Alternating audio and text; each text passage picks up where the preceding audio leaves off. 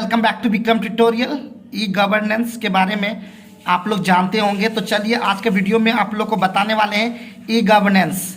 ये कंप्यूटर का एक पार्ट है जो कि हम लोग इसको डिवाइड करेंगे on the basis of specific type of services, यानी हम सर्विस को किस तरह से बांट सकते हैं। तो सबसे पहला है G2C यानी गवर्नमेंट टू सिटीजन सर्विस, दूसरा है G2B government to business service, तीसरा है G2G गवर्नमेंट टू गवर्नमेंट और चौथा है G2E government to employ.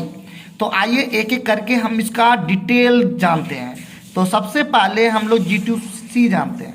The government to citizen refer to the government services which enable citizen to get access to a wide variety of public services.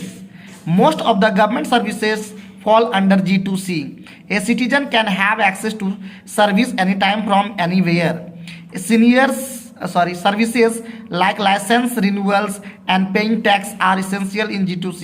It also focuses on geographic land barriers. तो बहुत सारे बच्चे नहीं समझ पाए होंगे, तो चलिए एक एक पॉइंट को समझते हैं। यानी गवर्नमेंट टू सिटीजन्स क्या रेफर करता है, तो गवर्नमेंट सर्विस को रेफर करता है जो कि सिटीजन को अलाउ करता है, इनेबल करता है बहुत सारे वैरायटी पब्लिक जो है पब्लिक सर्विस का जो वैरायटी है बहुत सारा, उसको प्राप्त करने का ये इनेबल करता है, मतलब आपको योग्य बनाता है। दूसरा है जो है ज़्यादातर जो गवर्नमेंट सर्विस है G2C के अंदर में ही पड़ता है और एक सिटीजन जो है वो एनी टाइम कहीं से भी ये सर्विस को एक्सेस कर सकता है।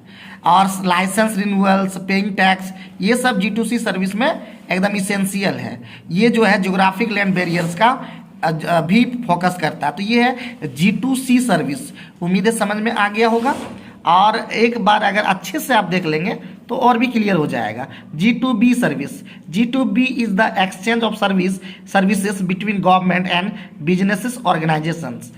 G2B provides access to relevant form needed to comply.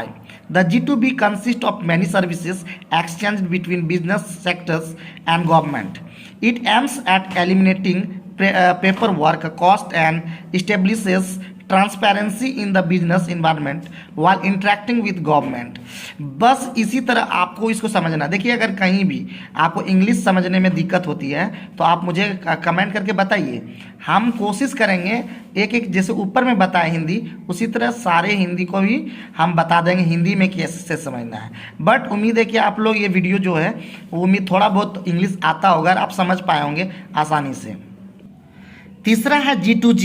The G2G refers to the interaction between different government departments, organizations and agencies. In G2G, government agencies can share the same database using online communications. The government departments can work together. G2G service can be at the local level or international level. It provides a safe and secure interrelationship between domestic और foreign government. तो एकदम आसानी से ये भी clear हो गया होगा। चलिए हम लोग लास्ट बात करते हैं G2E. The government to employee is the internal part of G2G sector. G2E aims to bring employees together and improvise knowledge sharing. The G2G provides online facilities to the employee like applying for leave, reviewing